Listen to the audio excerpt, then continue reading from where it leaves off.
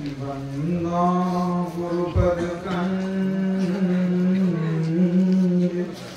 कृपा सिंधु नररूप धरि महामोहतम पुंज जासु वचन रविकर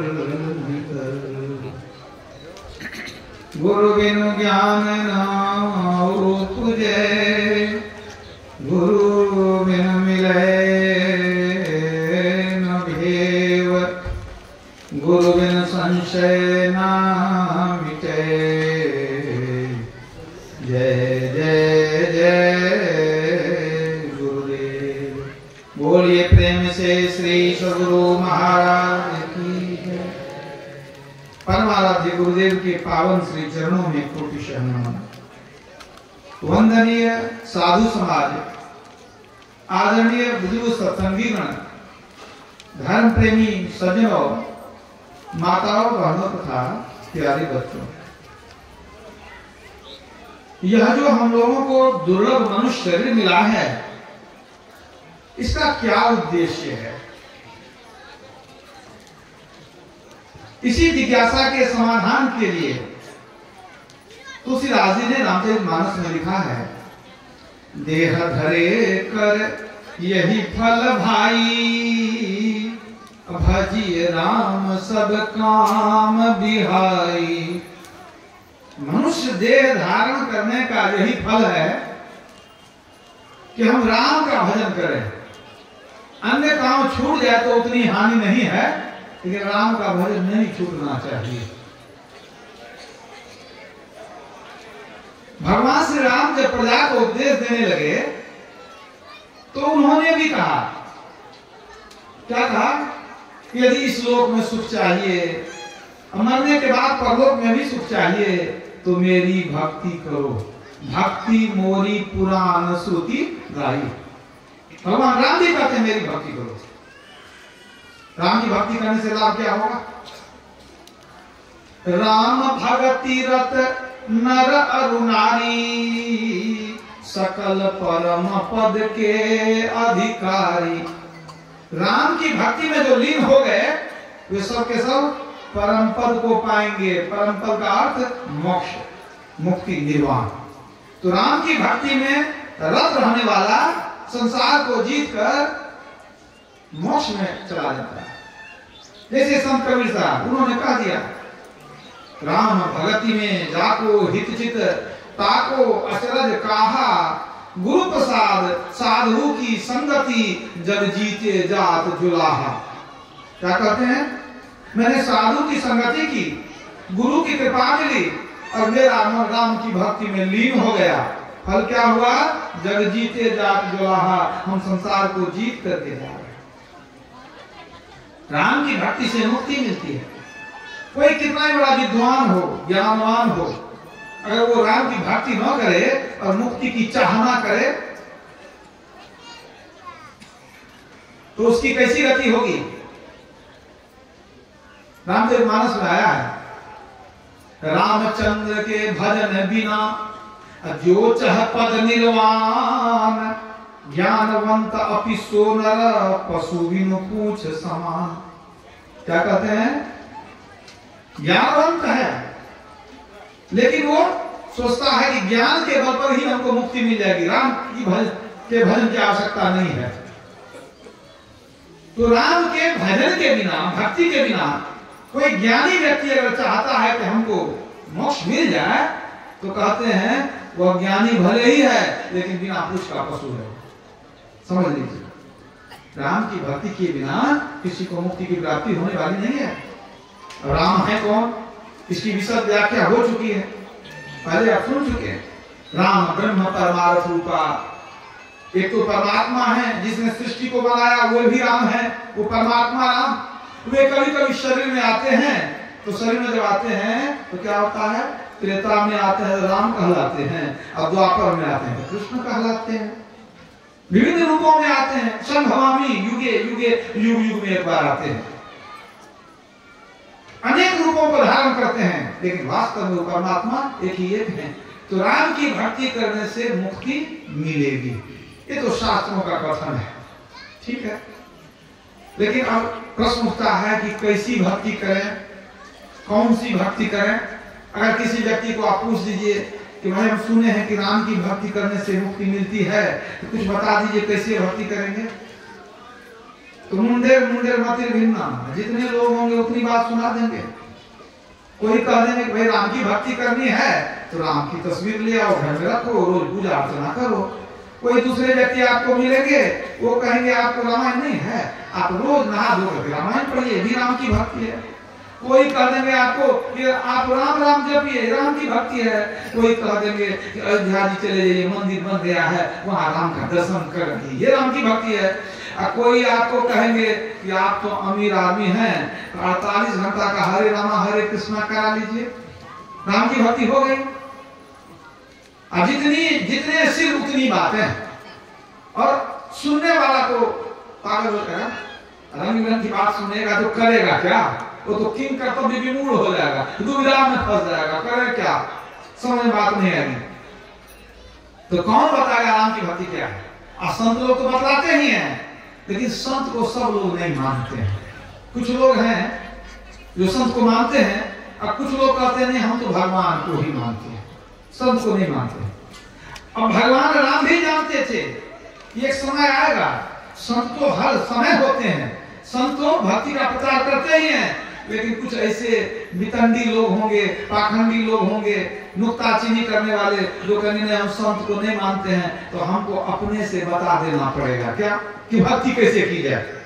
अब किसी से पूछना क्या, जब भगवान खुद बता रहे हैं हम राम की भक्ति करेंगे तो मुक्ति पाएंगे। राम खुद बता रहे हैं शबरी को कि भक्ति कैसे की जाती है। किसी से पूछिए मत, किसी की बात सुनिए मत, बस रामचरितमानस पढ़िए, गहराई से अध्ययन कीजिए, उसको ठीक से समझ लीजिए, भक्ति कर लीजिए, आपका कल्याण हो जाए। कोई उदाहरण है, शबरी उदाहरण है, उसी भक्ति को करके शबरी ने मुक्ति को प्राप्त कर लिया। तो भगवान राम खुद बता रहे हैं कि भक्ति कैसे की जानी चाहिए। अब इससे बढ़िया कौन बता सकता? तो भगवान श्री राम ने शबरी को जो उपदेश दिया, सबसे पहले क्या कहा उन्होंने? कह रघुपति सुनु भामिनी बाता, मानव एक भगति कर नाता। कह रघुपति सुनु भामिनी बाता, हे भामिनी मेरी बात सुनो। भामिनी का क्या अर्थ होता है? भामिनी का दो अर्थ है, एक है सुंदरी और दूसरा है कलह करने वाली, झगड़ालू, दोनों अर्थ होता है। तो शबरी के बारे में जब आप पढ़ेंगे तो आप पाएंगे वो झगड़ालू नहीं थी, कलह करने वाली नहीं थी। मतन ऋषि शरीर छोड़ दिए तो उनके शिष्यों ने तालाब से पानी लेने से मना कर दिया। अगर झगड़ालू होती तो 2-4 गाली जरूर पड़ती हो, लेकिन बेचारी को मना कर दिया, यहाँ पानी मत लो, तू छोटी जाति की है, हम लोग ऊंचे जाति के हैं। तो बेचारी छोड़ दी, दूर से पानी लेने लगी। अगर शबरी झगड़ालू होती तो जो पति छोड़ के भाग गया तो जाकर के केस मुकदमा करती कुछ कि भाई पति छोड़ के भाग कैसे जाएगा जब शादी किया है कि नहीं। वो झगड़ालू नहीं थी बेचारी, सब दुख सह ली, मतलब वो झगड़ालू बिल्कुल नहीं थी। तो दूसरा अर्थ बचता है भामिनी। तो भगवान राम ने जो भामिनी का दूसरा अर्थ क्या बचता है? सुंदरी। भामिनी का दो अर्थ, झगड़ालू और सुंदरी। तो झगड़ालू तो थी नहीं, इसका मतलब भगवान राम ने उसको कहा हे सुंदरी। वैसे भी किसी को आदर पूर्वक प्रेम पूर्वक कहना हो तो ऐसे ही शब्द उसका प्रयोग किया जाता है। तो भगवान राम क्या कहते हैं? हे सुंदरी मेरी बात सुनो। अब यहाँ दुविधा हो जाती है। अब इतनी कुरूप स्त्री, इतनी कुरूप, इतनी काली कलूटी कि जब पति उसका चेहरा ठीक से देख लिया, शादी करके ला रहा था, रास्ते में जंगल पड़ा, सोचा कि पत्नी को ठीक से देखे नहीं, बढ़िया से देख लेते हैं, घूंघट उठा के जैसे देखा इसका माथा चकरा दिया। इतनी कुरूप थी, वह सोचने लगा पति इसको जो घर ले जाएंगे तो घर में बच्चे लोग इसको देखेंगे तो देख करके बेहोश हो जाएंगे, इन्हें तो रोते हुए घर छोड़ के भागेंगे तो भागते रह जाएंगे, बच्चे लोग घर छोड़ के भाग जाएंगे, इसको घर ले जाना ठीक नहीं है। तो क्या किया? पति को जंगल में छोड़ के अपने भागते रह गया, चला ही गया। अब इतनी कुरूप स्त्री, जिसको पति छोड़ करके भाग गया, जिसके कुरूपता को देख करके पति छोड़कर भाग गया, भगवान उसी को कहते हैं हे सुंदरी। क्या कारण हो गया? क्या भगवान श्री राम को ठीक से दिखाई नहीं पड़ता था? ऐसी बात तो नहीं है। तो सुंदरी कैसे कह रही है? कारण क्या हुआ? इसके पीछे की तरफ को जानिए। हम लोग तो चमड़े की सुंदरता देखते हैं, रंग की सुंदरता देखते हैं, लेकिन संत और भगवंत वो चमड़े की सुंदरता नहीं देखते हैं, वो बनावट नहीं देखते हैं, वो रंग नहीं देखते हैं। वो क्या देखते हैं? हृदय के भाव को देखते हैं, प्रेम को देखते हैं, भक्ति को देखते हैं। उसी के आधार पर वो निर्णय करते हैं ये सुंदर है कि नहीं है। अब तुलसीदास जी ने खुद बता दिया कि सुंदर कौन, पवित्र कौन, उसी कसौटी पर कस के देख लीजिए। तुलसीदास ने बताया इस संसार में सुंदर कौन है, पवित्र कौन है? सोई पावन सोई सुभग शरीरा, जो तन पाय भजई रघुवीरा। तुलसीदास जी क्या कहते हैं? वही शरीर सुंदर है, वही शरीर पवित्र है। जिस शरीर से हरि भजन होता है, ईश्वर की भक्ति जो करता है, वही सुंदर है, वही पवित्र है। तो शबरी तो महाभक्ति थी, परम भक्ति थी, इसलिए वो बहुत सुंदर थी। भक्ति की सुंदरता देखते हैं भगवान और संत लोग, इसलिए कहा हे सुंदरी। वो सुंदरी नहीं, महासुंदरी थी वो। भक्ति की सुंदरता उनके अंदर में थी, सदाचार की सुंदरता निकल रही थी उसके शरीर से। ऐसी भक्ति को पाकर के भगवान राम 9 प्रकार की भक्ति अपने मुंह से बतला देते हैं। इस 9 प्रकार की भक्ति को सुनिए और मन में धारण कीजिए। देखिए शबरी तो 9 प्रकार की भक्ति में पहले से निपुण थी। भक्ति कहते कहते कहते भगवान अंत में कह दिया कि सकल प्रकार भक्ति दृढ़ तोरे। 9 प्रकार की भक्ति तो बतला दिए और 9 प्रकार की भक्ति में तुम पहले से पारंगत हो। अब विचार कीजिए, सुनने वाला तो भक्ति में पहले से पारंगत है, उसी को भगवान राम बता दिए, तो उसको क्यों सुनाए? वास्तव में शबरी एक माध्यम है, शबरी को उसकी आवश्यकता नहीं थी, वो तो सब कर चुकी थी, सब जानती थी। लेकिन भगवान राम ने उसको माध्यम बना के क्यों बताया? ताकि हम जैसे आप जैसे अज्ञानी जीव का कल्याण हो सके। भगवान जानते थे आज जो मैं सुनाऊंगा इस उपदेश को युग युग में लोग सुनेंगे, गाएंगे, पढ़ेंगे, अपने जीवन का कल्याण करेंगे। तो शबरी को आवश्यकता नहीं है, हमको आपको आवश्यकता है इस 9 प्रकार की भक्ति को जीवन में उतारने की। तो 9 प्रकार की भक्ति क्या है, उस पर प्रकाश डालता हूं। प्रथम भगति संतन कर संगा, दूसरी रति मम कथा प्रसंगा। भगवान श्री राम क्या कहते हैं? प्रथम भगति संतन कर संगा। जब तक भक्ति नहीं किए हैं तो नहीं किए, ठीक है। और जब करने की इच्छा हो जाए तो क्या करेंगे? किसी को पूछिएगा जो सत्संगी नहीं है, कभी सत्संग नहीं सुनता है, उसको पूछ लीजिए भाई आप तो भक्ति कभी नहीं करते हैं, यदि करने की इच्छा हो जाए तो क्या कीजिएगा? तो क्या कहेगा? खोजेंगे घर में फूल डाली है कि नहीं, द्वार पर फूल है कि नहीं, बगल में कहीं देवघारा है कि नहीं। तो इसका मतलब तो भगवान को कहना चाहिए कि प्रथम भगति मूर्ति के संगा, देवघारा के संगा, मंदिर के संगा, भगवान के संगा। तो भगवान कहते नहीं। तो कितनी अज्ञानता है। भगवान कहते हैं पहली भक्ति है संतों के शरण में जाना। यहाँ जो उसमें मंदिर खोलने लगते हैं, मूर्ति खोलने लगते हैं। क्या भगवान राम नहीं कह सकते थे कि प्रथम भक्ति हमरे संगा, हम ही तो भगवान हैं? कभी तो राम ने भगवान शिव की पूजा की है। समुद्र में पुल बनाने के पहले भगवान शिव की पूजा की है, तो कह देते प्रथम भगति शंकर के संगा। क्यों नहीं कहे? उन्होंने क्या कहा? प्रथम भक्ति संतन कर संगा। पहली भक्ति क्या है? संतों का संग। क्यों कहा? इस पर भी जरा समझ लीजिए। क्यों कहा? अगर भगवान कहते प्रथम भक्ति हमरे संगा या भगवान के संगा, तो आज हम आप कहां भगवान को खोजने जाते? कहां जाते? भगवान तो मिलते नहीं। आप कहने नहीं, फोटो मिलता है, लेकिन बाजार में जो तस्वीर मिलती है वो तस्वीर क्या भगवान की है? आप बताइए। वाल्मीकि जी ने वर्णन किया कि राम कैसे हैं, उसी आधार पर लोग चित्र बना देते हैं, ठीक है। या फिर रामायण सीरियल में अरुण गोविल ने उसमें जो राम का पाठ अदा किया था, अभिनय किया था, तो अरुण गोविल का फोटो मिलता है, वही मुकुट पहना हुआ, धनुष लिया हुआ, उसी को आप ले आते हैं, कहते हैं भगवान राम है ये। राम कैसे हो जाएंगे वो? तो भगवान अगर कहते प्रथम भगवती हमरे संगा, तो आज भगवान को कहां खोजते? भगवान तो मिलते नहीं, हम लोग परेशान हो जाते। और एक बात और है, उनका अवतार भी होता है तो संभवामी युगे युगे, युग युग में एक बार अवतार होता है। इतना कलयुग बीत गया, अभी तक अवतार भी नहीं हुआ है, तो कहां भगवान को खोजिएगा? तब भगवान जानते थे कि हम तो कभी आएंगे कुछ दिन के लिए, संत तो सब दिन रहते हैं, इसलिए प्रथम भगति संतन का संगा। एक और बड़ा कारण है कि भगवान के शरण में जाने से उतना कल्याण नहीं है, संत के शरण में जाने से विशेष कल्याण है। कैसे? इसलिए संत बड़े होते हैं, भगवान से बड़े संत होते हैं, सबसे बड़े हैं संत।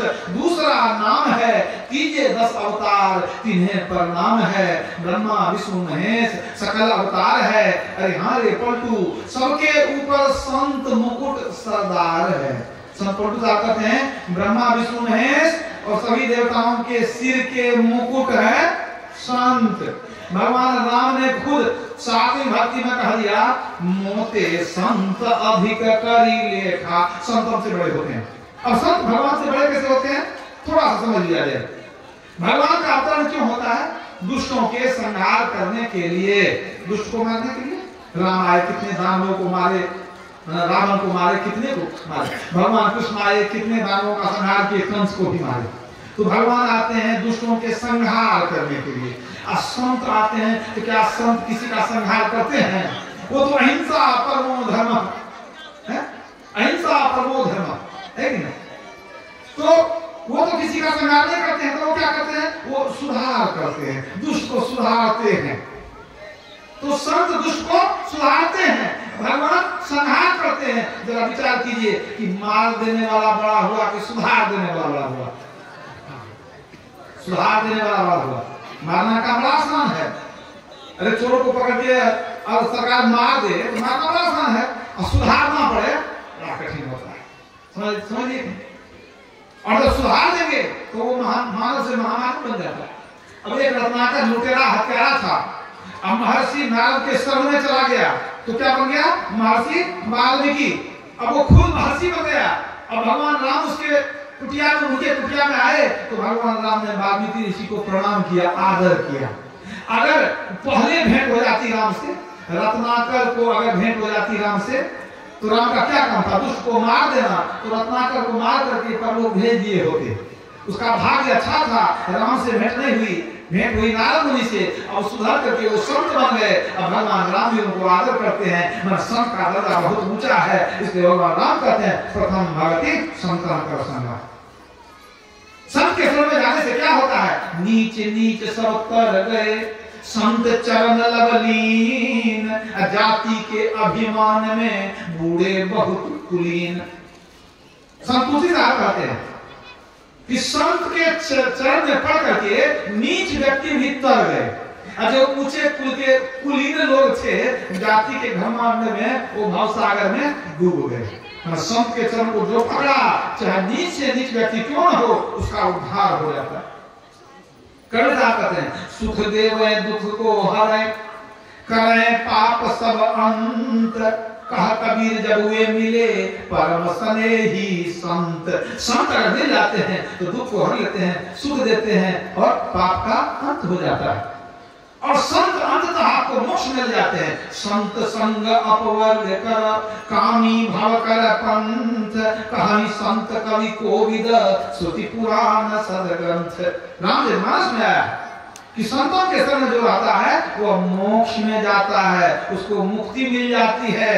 सच्चे संत हमारे किस्मत को बदल देते हैं, दुर्भाग्य को सौभाग्य में बदल देते हैं। पलटू लिखा नसीब का, संत देत है फेर, साच नहीं दिल आपना, तासे लागे देर। दिल में विश्वास नहीं है, संत के प्रति प्रेम नहीं है, इसलिए देर लगता है, नहीं तो हमारा सौभाग्य भी दुर्भाग्य बदल जाएगा। इसलिए भगवान के आदेश का पालन करें। प्रथम भगति संतन कर संगा। सबसे पहले संतों के शरण में जाइए। सच्चे संत नहीं मिले तो क्या करेंगे? अच्छे साधु मिल जाए, उनके शरण में जाइए। संत का दर्शन तो बड़ा दुर्लभ होता है। पुण्य पुंज बिनु मिलहि न संता, असत संगति संस्कृति कर अंता। बहुत पुण्य जमा होगा तब सच्चे संत मिलेंगे।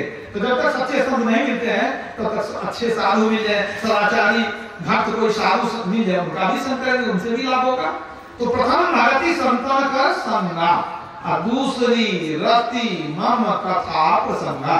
भगवान क्या कहते हैं कि संत के शरण में जाओगे तो वे कुछ हमारा कथा प्रसंग सुनाएंगे, वो सत्संग सुनाएंगे।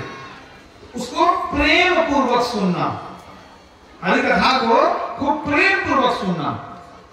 सुनने से क्या लाभ होगा? लाभ ही लाभ है। सुनी समुझय जन मुदित मन, मज्जहि अति अनुराग, लहै चारि फल अछत तनु, साधु समाज प्रिया। जो साधु समाज में आनंद से उपदेश को सुनते हैं, जीवन में उतारते हैं, उनको शरीर रहते 4 फल की प्राप्ति होती है। अर्थ, धर्म, काम और मोक्ष, चारों फल मिल जाते हैं। कम बड़ी बात नहीं।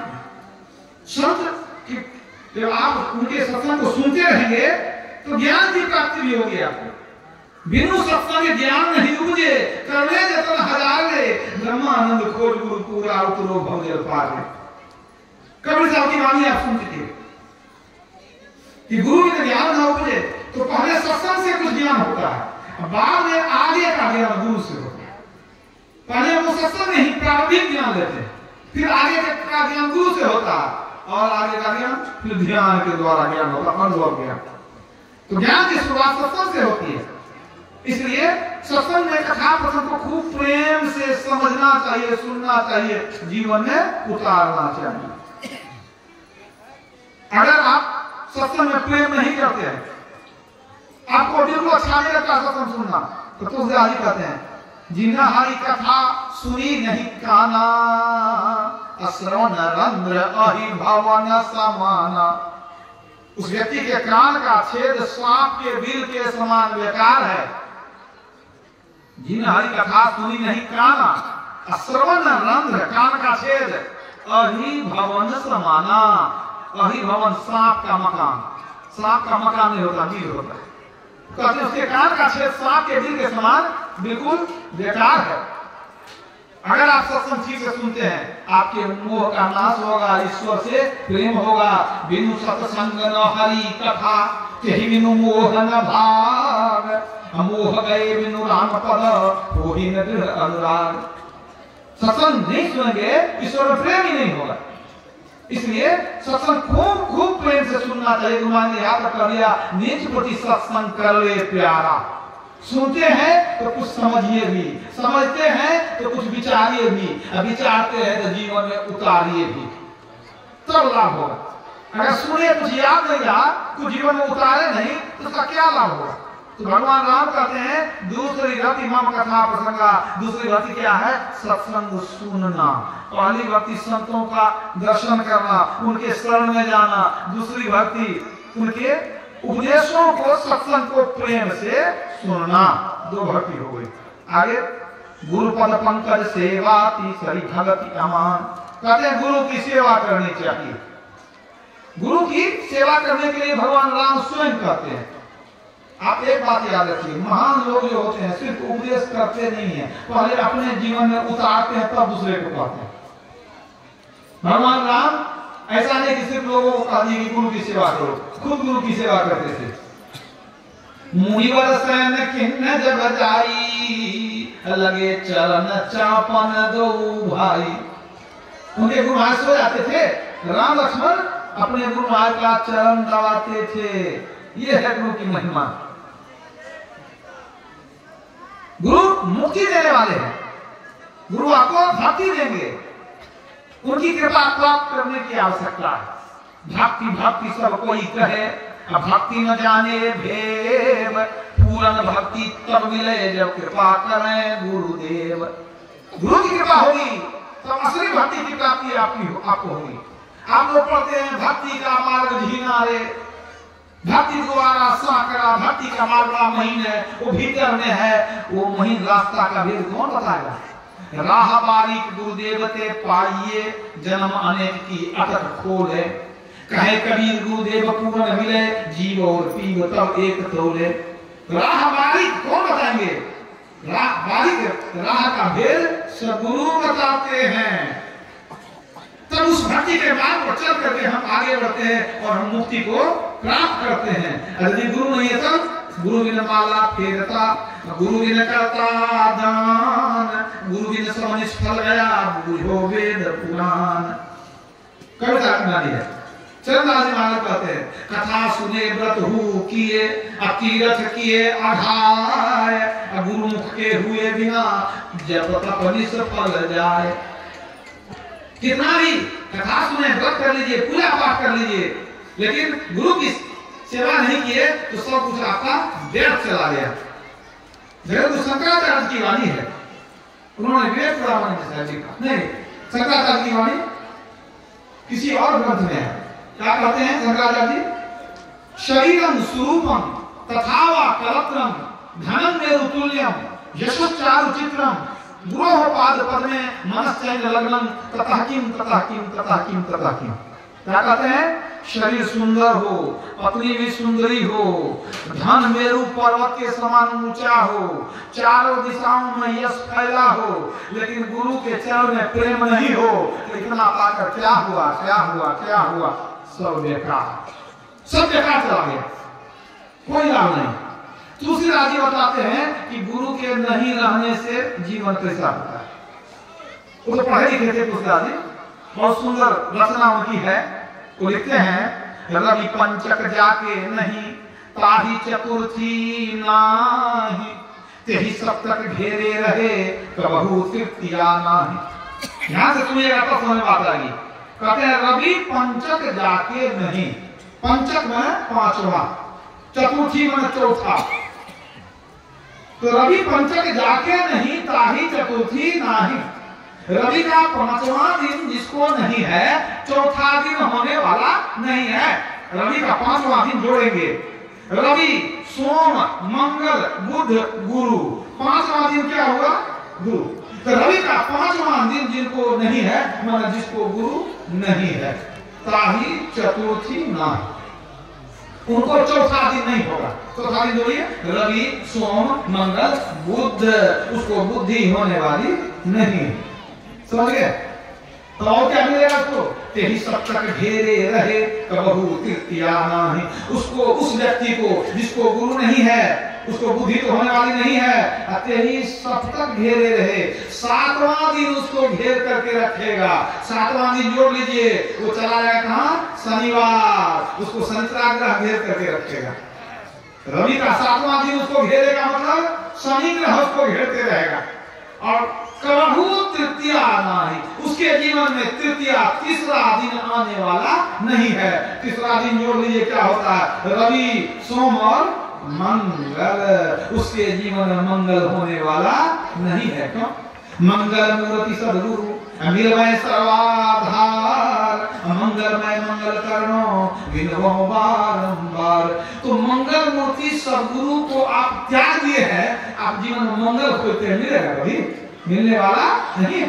सद्गुरु कौन होते हैं? सद्गुरु कोई साधारण पुरुष नहीं है। सद्गुरु कौन है? सद्गुरु पूर्ण ब्रह्म है, सद्गुरु आप अलेख, सद्गुरु रमता राम है या में मीन न मेघ। गरीबदास जी कहते हैं सद्गुरु पूर्ण ब्रह्म है, सद्गुरु रमता राम है, इसमें कोई शंका की बात नहीं है। तुलसीदास जी ने क्या कहा? आप हमेशा सुनते रहते हैं बंदो गुरुपद कंज कृपा सिंधु नर रूप हरि। मैं गुरु के चरण कमल की वंदना करता हूँ। वे कौन है? नर रूप में हरि है, हरि में परमात्मा, कोई नर रूप में नारायण है। तुलसीदास ने लिख दिया। और हमारे गुरुदेव क्या कहते हैं? ब्रह्म रूप सद्गुरु नमो प्रभु सर्वेश्वर रूप राम दिवाकर रूप गुरु नासक ब्रह्म तम कूप। ब्रह्म रूप सद्गुरु नमो, सद्गुरु है वो ब्रह्म है। नानक साहब ने यही कहा गुरु करता गुरु करने जोग, गुरु परमेश्वर है भी होग, कहु नानक प्रभु है जराई, गुरु बिन मुक्ति न पाइए भाई। गुरु परमात्मा है, जैसे परमात्मा भगवान के रूप में अवतार लेते हैं इसी तरह गुरु के रूप में आते हैं। इसलिए ऐसे जो गुरु है उनके लिए क्या करना चाहिए? गुरु की नित्य कर पूजा, जगत इन सम नहीं दूजा, मैं ही को आन नहीं सुझा, भगत गुरु ही आधारा है। एक गुरु की पूजा में सबकी पूजा हो जाती है। हमारे सदगुरु महाराज कैसे थे? पूर्ण सदगुरु, पक्के सदगुरु। जैसे नानक साहब कबीर साहब थे, उसी कोटि के संत हुए हमारे गुरु महाराज। उनके संबंध में एक छोटी सी घटना सुनाता हूँ, एक संस्मरण है। 1982 ईस्वी की बात है। उसी 82 में मैं टीएमडी कॉलेज में नाम लिखाया था। उस समय गुरु महाराज का दर्शन करते रहता था। तो 82 ईस्वी में 10 मार्च को होली का दिन था। छोटी सी घटना सुनाता हूं, कैसे थे हमारे गुरुदेव। होली का दिन था 10 मार्च को। दोपहर में जब भोजन का समय हो गया तो गुरु महाराज जो है अपने कक्ष में बैठे हुए थे। और उसके पहले घटना क्या हुई कि गुरु महाराज के एक भक्त थे मनोहर चौधरी जी, उनका घर था भागलपुर शहर में। मनोहर चौधरी गुरु महाराज के भक्त, परम भक्त। तो उनके मन में सुबह आया कि आज होली है, हम लोग रंग बिरंग का पकवान बनाएंगे, खाएंगे। अब गुरु महाराज को कौन बढ़िया बना के खिलाएगा, तो हम लोग को चाहिए कि गुरु महाराज के लिए कुछ बना के ले जाए। तो पति पत्नी विचार कर रहे गुरु महाराज क्या खाएंगे। तो पति कहते हैं मनोहर बाबू कि गुरु महाराज दाल की पूरी खाते हैं, मूंग दाल की पूरी खाते हैं, तो हम लोग पवित्र ढंग से बनाएंगे, आज होली है, अब ले जाकर के गुरु महाराज को भी खिलाएंगे। तो सब व्यवस्था करने लगे, दाल पूरी बनाने के लिए सब जुगाड़ कर लिए। जब गए पूरी को एकदम सेकने के लिए, बनाने के लिए, अचानक मन में आया कि अभी सेक लेंगे, अब तो दोपहर हो गया, अब तो पूरी लेकर के जाएंगे तो रास्ते में लोग इतना पानी और रंग देंगे कि हमारा कपड़ा भी खराब हो जाएगा, कहीं खाना भी खराब हो जाएगा। तो अभी कैसे रहेंगे, अभी तो पूरा हो हल्ला है होली का। तो एक काम करते हैं, कुछ रुक करके जाएंगे, थोड़ा सा दोपहर के बाद का जो समय होगा, जो होली थोड़ा ठंडा हो जाता है, तब जाकर ले जाकर उनको देंगे। और जब ये अपना आयोजन कर रहे थे कि गुरु महाराज को पूरी खिलाना है, गुरु महाराज अंतर्यामी समझ गए कि वो तो पूरी बना के लाएंगे, समझ गए, निमंत्रण स्वीकार कर लिए। अब जब भोजन का समय हुआ तो भगत बाबा आए गुरु महाराज के पास, स्वामी भगत बाबा भोजन का समय हो गया, लेते कुछ देर रुक जाओ। कुछ देर बाद फिर आए पूछने के लिए। तो गुरु महाराज कहते हैं अच्छा बाहर में देखो तो मनोहर बाबू आए हैं क्या। तो घूम फिर ये कहते मनोहर बाबू तो नहीं आए हैं, उनके आने की कोई सूचना भी नहीं है, उनके आने की कोई सूचना भी नहीं है। तो गुरु महाराज कहते हैं नहीं, वो दाल पूरी बना करके लाएंगे, वो ले आएंगे ना तब खाएंगे, अभी कुछ देर छोड़ दो, वो दाल पूरी लेके आएंगे तब खाएंगे। अब तो आश्चर्य हो गया। अब जो है पूज्य संतरी महाराज निवेदन करने के गए, का खबर तो है नहीं, वो तो कुछ सूचना दिए नहीं है, आए भी नहीं है। अब बहुत समय हो गया, होली का दिन है, आप ही नहीं खाएंगे तो सेवक लोग कैसे खाएंगे। तो सब तो बैठे हुए हैं, गुरु महाराज पूरी लेकर जाएंगे तभी खाएंगे, बैठ गए। अब तो संतरी महाराज सोचने लगे कि गुरु महाराज जिस पूरी खाएंगे तो खाएंगे। तुरंत बुलाए स्वामी केदार बाबा, आप लोग जानते हैं पहले पुस्तक बेचते थे, उनको बुलाए।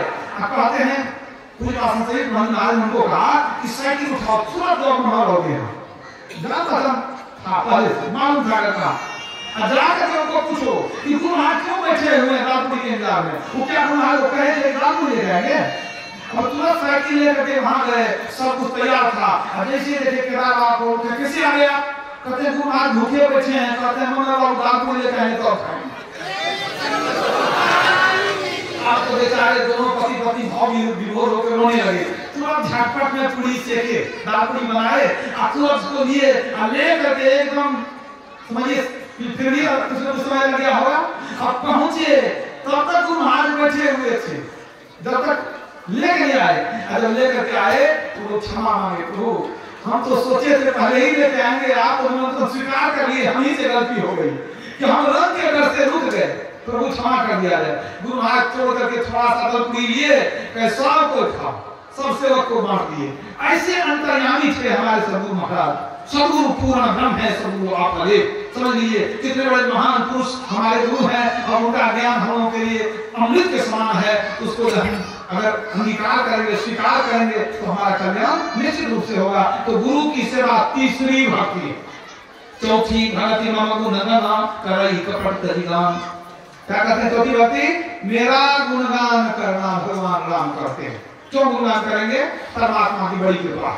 कोई व्यक्ति अगर बुरे समय में कुछ मदद कर देता है, मान लीजिए बुरे समय में तो नाम लेते हैं कि कोई खड़ा नहीं हुआ हमारे पीठ पर, वही अमुक व्यक्ति था, बहुत मदद किया, आप बार बार सुनाते हैं उसका नाम। अगर आपका कोई उपकार कर दे, लेकिन परमात्मा का कितना उपकार है आप लिख करके उसको अंत नहीं कर सकते।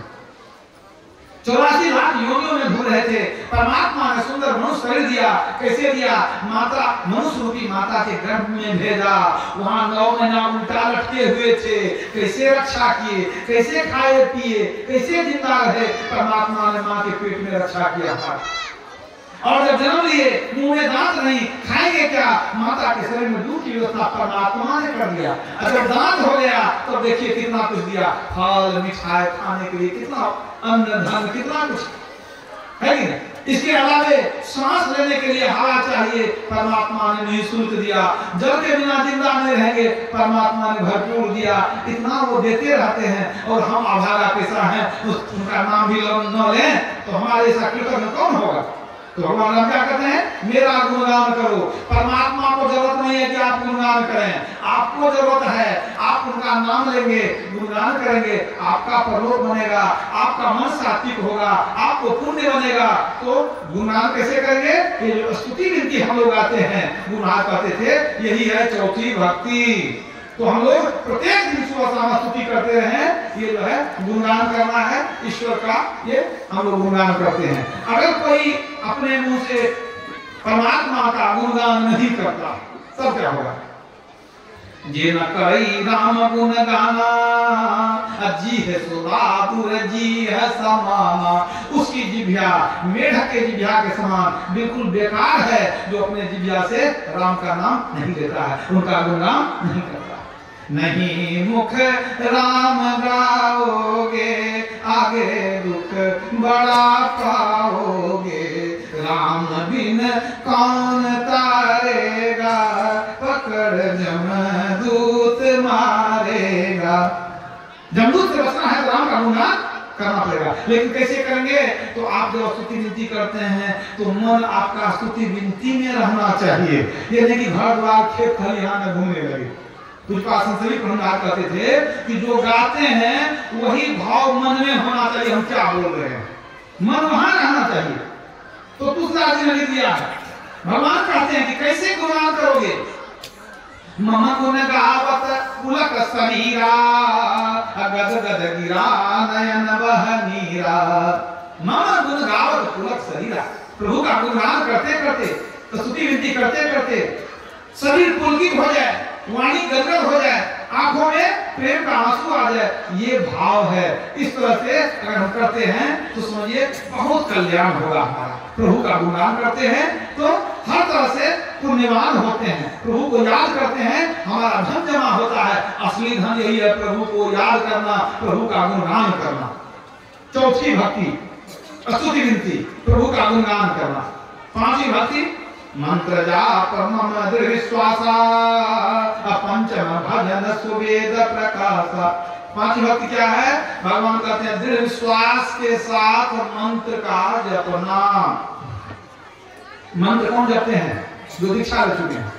और जो नहीं लेते हैं, आप कहेंगे वो भी तो राम राम शिव शिव कहते हैं, वो भगवान का नाम लेते हैं, उसको मंत्र जपना नहीं कहते हैं, याद रखिएगा। भगवान का नाम लेते हैं वो भी ठीक है, अच्छी बात है, उससे भी लाभ। लेकिन दीक्षा लेकर के जो मंत्र का जप करते हैं उसमें बहुत शक्ति है, मंत्र के जप में बहुत शक्ति है। जपात सिद्धि, जप करते करते सिद्धि आदि आ जाती है। साधक नाम जप ही लो लाए, हो ही सिद्ध अनिमादिक पाए। अनिमा लघ्मा महिमा गरिमा आदि अष्टसिद्धियों की प्राप्ति हो जाती है नाम जपते जपते। तो कौन सा नाम जपेंगे? जो गुरु बता दिए उसी नाम को जपना है, अपने मन से कुछ नहीं जपना है, गुरु मंत्र को जपना है। इस मंत्र में कितनी शक्ति है? एक ही मंत्र जपने से सारे देवी देवता वश में हो जाते हैं, ब्रह्मा विष्णु में सारे देवी देवता। तुलसीदास जी ने कहा, गुरु मंत्र के बारे में कहते हैं तुलसीदास जी, मंत्र परम लघु जासु बस, विधि हरिहर सुर सर्व, महामत्त गजराज जिनी, बस कर अंकुश खर्व। जैसे बहुत बड़े हाथी को छोटा सा अंकुश वश में कर लेता है, उसी तरह छोटा सा जो गुरु मंत्र है उसको ठीक ठीक जपने से ब्रह्मा विष्णु महेश और सभी देवता आपके वश में हो जाते हैं। यह है मंत्र की शक्ति। इसलिए गुरु क्या कहते हैं? गुरु गुरु गुरु कल्प विटप। ये गुरु मंत्र जो है कल्प वृक्ष के समान है। गुरु गुरु गुरु कल्प विटप, गुरु गुरु गुरु में ही जप, गुरु जाप जपन साचो तब सकल काज साधन। सब सारे मनोरथ आपके सिद्ध होने लगेंगे। गुरु गुरु सब जाप भूप, सभी जापों का राजा है गुरु मंत्र। गुरु गुरु सब जाप भूप, अनुपम सत शांति रूप, उपमा में अति अनुपदायक फल चाले। चार फल की प्राप्ति आपको मंत्र जपते जपते हो सकती है। इसलिए अति पावन गुरु मंत्र मन ही मन जाप जपो, उसके बाद उपकारी गुरु रूप को मानस ध्यान जपो। मंत्र जपते जपते स्मृति आने लग जाए, जब छोड़ दीजिए और स्मृति का ध्यान करने लग जाइए। उसी में निहित है, पांचवी भक्ति में छठी भी निहित है। तो छठी भक्ति क्या है? गुरु मंत्र का जप करना। अब आइए आगे। छठदमशील विरति बहुकर्मा, निरत निरंतर सज्जन धर्मा। छठी भक्ति में दो भाग है, दो तरह की बातें हैं। निरत निरंतर सज्जन धर्मा, भगवान राम क्या कहते हैं? हमेशा सज्जनों के धर्म को अपनाओ, सज्जनों के धर्म में बढ़ो। सज्जनों का क्या धर्म है? गुरु महाराज बताते थे, यदि कोई झूठ बोले, चोरी करे, हिंसा करे, उसको सज्जन नहीं कहते हैं। तो सज्जन कैसे बनेंगे? व्यभिचार, चोरी, नशा, हिंसा, झूठ करना चाहिए। 5 बात को त्याग दीजिए, सज्जन बन गए तो हो गया निरत निरंतर सज्जन धर्म। अगर भगवान राम के इस बात को नहीं मानेंगे, सज्जन बन के नहीं रहेंगे, तो क्या बनेंगे? दुर्जन बनेंगे। और दुर्जन बनेंगे तो क्या होगा? भगवान राम अवतार लेंगे, हम लोग का संहार करेंगे। दुनिया को मारने के लिए, दुष्ट को मारने के लिए अवतार करते थे, इसलिए कहते सज्जन बन करते हो। तो आधी बात हो गई निरत निरंतर सज्जन धर्म। उसके पहले वो क्या था? छठदमशील विरति बहुकर्मा, विभिन्न प्रकार के कर्मकांड को छोड़ करके दमशील बनो। दमशील बनो है इंद्रियों को रोकने का स्वभाव बनाओ। इंद्रियों को रोकने के लिए कहते हैं। क्यों? जब हम लोग कोई पाप करते हैं तो कैसे करते हैं? इंद्रियां भागती है तब पाप करते हैं। हमारी 5 ज्ञान इंद्रियां हैं, 5 कर्म इंद्रियां, ठीक है? तो 5 ज्ञान इंद्रियां, आंख, कान, नाक, जिह्वा, त्वचा, 5 कर्म इंद्रियां, हाथ, पैर, बुरा, लिंग और मुख। तो ये जो है ना, यही भक्ति है। तो क्या होता है? अगर 5 ज्ञान इंद्रियां भाग गई तो 5 कर्म इंद्रियां भी भाग जाएगी, और 10 इंद्रियां भाग गई, आप 10 मुख रावण बन गए। रावण वाला काम करने में आपको देर नहीं लगेगा। लेकिन आपको करना क्या है? 10 इंद्रियों के घाटों से चेतन धारा को समेटना है, मतलब इंद्रियों को रोकना है। दमशील बनिए, इंद्रियों को रोकिए, तब आप सज्जन हो जाएंगे। इंद्रियों को रोकेंगे, आप राम हो जाएंगे। इंद्रियों को खुला छोड़ देंगे, रावण बन जाएंगे। तो इंद्रियों को कैसे रोकने का स्वभाव बनाएंगे? आप बुद्धि से, विचार से, संगति से इंद्रियों को रोकिए। लेकिन इससे इंद्रियां पूरी रुकती नहीं है। कुछ बात कहते थे, गुरु महाराज की वाणी में भी आया है कि जो कोई दृष्टियों की साधना ठीक ठीक करेगा, उसी की इंद्रियां बस में होगी। क्यों होगी? आप याद रखिए, अगर ये मैक काम करता है तो विद्युत धारा के द्वारा काम करता है। पंखा जो काम करता है, मान लीजिए बिजली के धारा के अनुसार काम करता है। मान लीजिए बिजली है तो पंखा चलेगी, अब बिजली खत्म, पंखा बंद, है ना? अब बिजली रहे, पंखा चल रही है, यदि वोल्टेज कम हो जाए तो क्या होगा? पंखा तो नाचेगी लेकिन हवा नहीं मिलेगी आपको, है ना? अगर विद्युत की धारा उसमें कम जाए, मतलब वोल्टेज कम हो जाए, तो पंखा भी है, चल भी रही है, हवा नहीं बदल रही है। अब इसी को अपने परिप्रेक्ष्य में देखिए। आपकी कान खुली हुई है, मैं कहता हूँ आप सुन रहे हैं, आपकी कान काम कर रही है। अगर आप रात में सो जाएंगे तो कान में तो छेद रहेगा ही। अगर कोई 2-4 गाली दे दे तो सुनिएगा? तो क्यों नहीं सुनिएगा? क्या कारण हो गया? मतलब जैसे पंखा बंद हो गया, लाइन कट जाने से पंखा बंद, उसी तरह चेतन धारा हट जाने से कान जो है काम करना छोड़ दिया। चेतन धारा के द्वारा काम हो रहा। तो अब तो आप समझ गए, वही पंखा चलती है विद्युत धारा के द्वारा, विद्युत धारा कट गई, बिजली कट गई, पंखा बंद। तो कान काम कर रही है चेतन धारा के द्वारा, चेतन धारा हट गई, काम करना बंद। फिर दूसरी स्थिति क्या है कि विद्युत धारा में अगर वोल्टेज कम हो जाए तो पंखा में हवा बहुत कम हो जाती है। इसी तरह हमारे इंद्रियों के घाटों में जितनी चेतन धारा जा रही है, अगर ध्यान के द्वारा हम समेटते रहेंगे तो इंद्रियों को कम खुराक मिलेगा, मतलब चेतन धारा कम जाएगी। मतलब आंख खुली भी है, थोड़ा देखेंगे थोड़ा नहीं देखेंगे, कान खुली है, सुनेंगे भी नहीं सुनेंगे, मतलब कान सक्रिय नहीं रहेगी उतनी, कान आपकी चंचल नहीं रहेगी, आपकी जिह्वा चंचल नहीं होगी। मतलब इंद्रियों का दमन होने लगता है, इंद्रियों की जो है कार्य क्षमता कुछ कम हो जाती है। तो जो बहुत ध्यान करते हैं उनकी इंद्रियां समेट में रहती है, उनका ध्यान बाहर नहीं जाता है, अंदर की ओर रहता है। इसलिए गुरु कहते थे कि दृष्टियों का अभ्यास करके ही इंद्रियों का दमन होता है। और दृष्टियों के अभ्यास से और क्या होगा, आप प्रकाश मंडल में जाएंगे। जैसे दृष्टियों का अभ्यास करेंगे तो क्या होगा, अंधकार का भेदन होगा, स्थूल से सूक्ष्म में जाएंगे, आगे में जाएंगे, वहां तारे का दर्शन होगा, वहां चंद्रमा का दर्शन होगा, आप प्रकाश मंडल में पहुंच गए, आपको दिव्य दृष्टि की प्राप्ति हो गई, आपका जीवन उज्जवल हो गया। तो छठी भक्ति क्या है, दृष्टियों के द्वारा प्रकाश को प्राप्त करना, यह है छठी भक्ति। यदि प्रकाश मिल गया तो क्या होगा, तो याद रखिए, अगर प्रकाश मंडल में आप स्थिर हो गए, कितने लोग दृष्टियों करते करते प्रकाश का झलक देख लेते हैं, लेकिन झलक देख लेने से पूरा काम नहीं हुआ। जब प्रकाश बिल्कुल स्थिर हो जाए, प्रकाश स्थिर कैसे होगा, आपकी दृष्टि ही स्थिर नहीं है, प्रकाश तो स्थिर ही है, दृष्टि ही भाग जाती है। थोड़ा देखे कहते हैं, थोड़ा प्रकाश देखते हैं, प्रकाश भाग जाता है, वो प्रकाश नहीं भागता है, दृष्टि ही भाग जाती है। समझ लीजिए, अगर बिल्कुल दृष्टियों का अभ्यास अति कतही करत कपनी सहज ही छूटे प्रोढ़ होवे सुरत, तिल दरवाजा टूटे नजर के जोर से, अरे हाँ रे में ही लगे टकटकी खूब जोर बलजोर से। अगर प्रकाश मंडल में आप चले गए, तिल दरवाजा टूट गया तो क्या होगा, तो वहां आपको अनेक प्रकार के शब्द सुनाई पड़ेंगे। उन अनेक शब्द को अनहद नाद कहते हैं।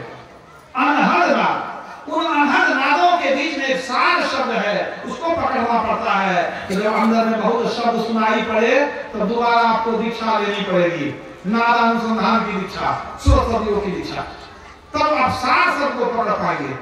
तो इसलिए कुछ बात संतरी कहते हैं, जो किन्हें सुन शब्द अनहद धुन अनाहत को परख, सतशब्द चेतन धार धर धुरधाम निश्चय जाएगा। प्रकाश मंडल में अनहद नाद को सुनो, उसके बाद सत शब्द को पकड़ो, सार शब्द को पकड़ो, वही सार शब्द परमात्मा तक पहुंचा देता है। वो परमात्मा की आवाज हमारे अंदर आ रही है, जिसको ओंकार ध्वनि कहते हैं, जिसको सूफी फकीर लोग आवाजे गैर कहते हैं। आदिनाद, राम नाम, सत्य नाम, अनेक नामों से उसको पुकारा जाता है। उसी के लिए संत तुलसी साहब ने कहा, कुदरती काबे के तू मेहराब में सुन गौर से, है आ रही धुर से सदा तेरे बुलाने के लिए। ये शरीर कुदरती काबा है, कहते इसके अंदर में सुनो, परमात्मा की आवाज आ रही है, तुमको बुलाने के लिए परमात्मा पुकार रहे हैं। आ रही धुर से सदा, केंद्र से आवाज आ रही है तेरे बुलाने के लिए, अंदर में परमात्मा आवाज दे रहे हैं। तब क्या करेंगे, गोशवादिन हो कुशाला, जो करे कुछ दिन अमल, ला इलाहा अल्लाह अकबर बुलाने के लिए। अर्थात जो बाहर के कान को बंद करके भीतर के कान से सुनने का अभ्यास करते हैं, वो अल्लाह अकबर यानी परमात्मा के पास पहुंच जाते हैं। परमात्मा की आवाज को अंदर में सुनेंगे तो परमात्मा को प्राप्त कर लेंगे। स्वाभाविक बात है, इस मैच की आवाज को सुन ले तो खोजते खोजते यहाँ आ जाएगा। इसलिए परमात्मा की आवाज सुनेंगे तो परमात्मा के पास जाएंगे। गुमारे बराबरी में लिखा है, नाद सो नादों में चले धरू, प्रणव सत ध्वनि सारे, एक ओम सतनाम ध्वनि धरी, में ही हो भव पार रे। एक ओम सतनाम को पकड़ लेंगे, परमात्मा का दर्शन हो जाएगा और भव पार हो जाएंगे। तो ये जो हुआ नादानुसंधान, यह है सातवीं भक्ति। सात हम सम मोहिमय जग देखा, मोते संत अधिक करी लेखा। भगवान राम क्या कहते हैं, संसार को मेरा रूप जानकर देखो, कण कण में मैं ही समाया हुआ हूं, सब में कण कण में राम है। गुरु महाराज ने कहा सब में व्यापक, सब में न्यारा, सब घटे कह राम, तो कहने से काम नहीं चलेगा। जो सातवीं भक्ति करते हैं वो अपने अंदर परमात्मा का दर्शन कर लेते हैं। जब अंदर में दर्शन हो गया तो वो कण कण में दर्शन करते हैं। तब सब संत कहते हैं भाई वो तो परमात्मा सब जगह विराजमान है। वाल्मीकि जी ने कहा कि आप तो सब जगह हैं, गुरु महाराज ने कहा आप तो सब जगह हैं, कबीर साहब कहते हैं कि राम तो सब जगह है। कैसे कहते हैं, पहले भीतर में दर्शन हो गया तो बाहर में दर्शन होता है। तो जब भीतर में दर्शन एक बार हो गया तो कण कण में राम का दर्शन होगा। यही है सातम सब वही मैं जब देखा, संसार को मेरा रूप ध्यान करके देखना। तो सातवीं भक्ति क्या है? नारानुसंधान। नारानुसंधान कर लिए, परमात्मा की अनुभूति हो गई, आपकी भक्ति पूरी हो गई। लेकिन दो भक्ति फिर भी बाकी है, उस दो भक्ति को करना नहीं पड़ता। सात भक्ति कर लीजिए और दो भक्ति आपको फॉर्म में मिल जाएगा निःशुल्क। कैसे? तो पहले जमाने में लोग सब्जी खरीदते थे तो थोड़ा उठा के ले लेते थे, भाव हो गया। आजकल तो फ्री नहीं मिलता, लेकिन आजकल ही फ्री मिलता है। क्या मिलता है? जैसे आप चले जाएंगे कहीं बड़े दुकान में, मान लीजिए कपड़े के शोरूम में चले जाएंगे, तो आप जब कपड़ा खरीदे, मान लीजिए 2-3 हजार का कपड़ा खरीदे, वो बहुत सुंदर एक झोला आपको देगा। तो झोला जो देगा आप देखिएगा उसका दाम नहीं जोड़ता, वो फ्री में आपको दिया कि नहीं? झोला का दाम लगा, कपड़े का दाम लगा, झोला मिला फ्री में, है कि नहीं? उसी तरह सात भक्ति कर लीजिए, दो भक्ति ले लीजिए फ्री में। आप कहेंगे बाबा मनिया बड़ा चालाक होता है, वो झोला का नाम भी सामान बैठा के रखता है। कुछ लोग सोचते हैं हमें कैसे देने वाला है वो, ऐसे मनी मांगी तो झोला नहीं देगा वो, तो कपड़ा खरीदते हैं तो उसी का दाम बैठा के रखता है कि नहीं? तो बनिया जो है कपड़े में दाम बैठा दिया है तो झोला आपको फ्री में दिया। तो परमात्मा कम बनिया नहीं है, सात भक्ति ने आपसे सब कुछ वसूल लिया है, समझ लीजिए, तब आपको तो भक्ति फ्री में दे रहा है। उस परमात्मा का नाम है हरि, उसने सब कुछ ले लिया आपसे, सब कुछ आपका हरण कर लिया, आपका सपना कुछ नहीं बचा, सब कुछ आपने परमात्मा को दे दिया। तो सब कुछ ले लिए। अब वो भक्ति फॉर्म है क्या? आठम यथा लाभ संतोषा, सपने हूं नहीं देखई पर दोषा। भगवान क्या कहते हैं? आठवीं भक्ति क्या है? आठम यथा लाभ संतोषा, जो लाभ हो उसी में संतोष रखना, ज्यादा के लिए हाय हाय नहीं करना, संतोष धारण करो। जो ईमानदारी से कमाओ उसी में दाल रोटी मिल जाए, उसी में खा कर निर्वाह कर लो, हाय हाय मत करो, दूसरे के धन को देख कर लालच मत करो। आठम यथा लाभ संतोषा, सपने हूं नहीं देखई पर दोषा, स्वप्न में भी दूसरे के दोष को नहीं देखना चाहिए। लेकिन हम की आदत है दूसरे के दोस्त को खोज करके प्रचार करते रहते हैं, उसके घर में क्या हुआ, उसके घर में क्या हुआ। जो भगवान कहते हैं ये बहुत गलत बात है। दूसरे का दोष देखने से क्या होगा? पूज्यपाद से भी महाराज कहा करते थे कि जो दूसरे का गुण देखता है वह गुणागार हो जाता है, गुण का भंडार हो जाता है, और जो दूसरे का दोष देखता है वह गुनहगार हो जाता है। दूसरे का दोष देखते देखते आप भी पापी हो जाएंगे। इसलिए सपने हूं नहीं देखे पर दोषा, दूसरे का दोष नहीं देखना चाहिए। आठ भक्ति हो गई। नवम सरल सरसन छलहीना, मम भरोसा ही हरसन हीना। नवम भक्ति क्या है? भगवान कहते हैं सरसन छलहीना, सरल बन के रहो, छलहीन बन के रहो। मतलब भक्त को किसी के साथ छल कपट नहीं करना चाहिए, किसी को धोखा नहीं देना चाहिए, सरल सज्जन बन करके रहना चाहिए।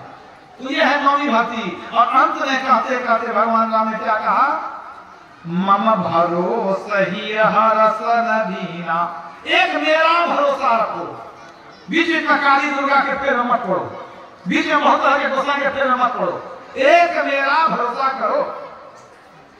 राम परमात्मा है, जो आपको दूसरे देवी देवता देंगे वो सब अकेले भगवान राम दे सकते हैं। राम ब्रह्म चिन्मय अविनाशी, राम ब्रह्म परमार्थ रूपा, राम ब्रह्म व्यापक लग जाना।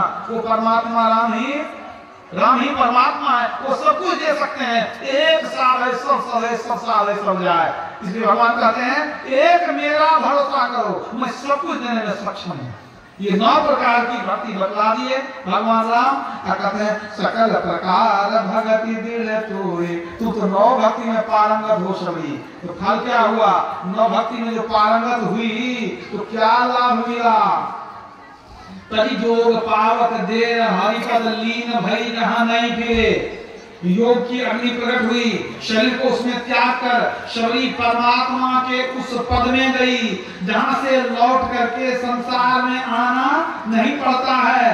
यानी वो परम पद में गई, मोक्ष पद में गई, जिस पद के लिए भगवान श्री कृष्ण ने कहा है न तद भास्यते सूर्यो न शशांको न पावकः यद गत्वा न निवर्तन्ते तद्धाम परमं मम।